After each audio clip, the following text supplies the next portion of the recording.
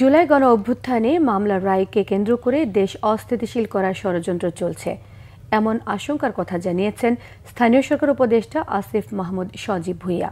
বিকেলে জাতীয় প্রেস ক্লাবে জাতীয় বিপ্লব ও সংহতি দিবস উপলক্ষে বৈষম্য বিরোধী ছাত্র আন্দোলনের আয়োজনে আলোচনা সভায় তিনি এসব কথা জানান।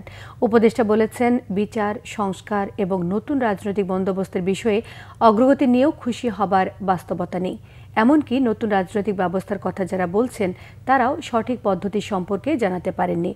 এ বিষয়ে লিখিত কোনো পদ্ধতিও নেই।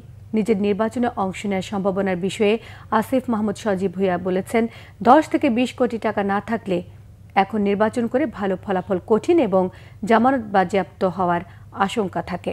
নভেম্বর একটা রায়ও হওয়ার কথা, আপনারা জানেন যে, এবং এর প্রেক্ষিতে ফ্যাসিবাদী শক্তি আবার লকডাউন ডেকেছে ঢাকায়। 20 কোটি টাকা না থাকলে তো কেউ নির্বাচন করতে পারবে না।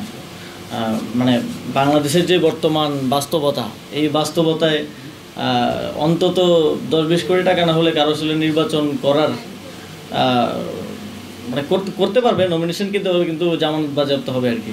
যারা নতুন রাজনৈতিক বন্দোবস্তের রাজনীতি করছেন বা নির্মাণ করার চেষ্টা করছেন, তারা কি এটা দিতে পেরেছেন কিনা।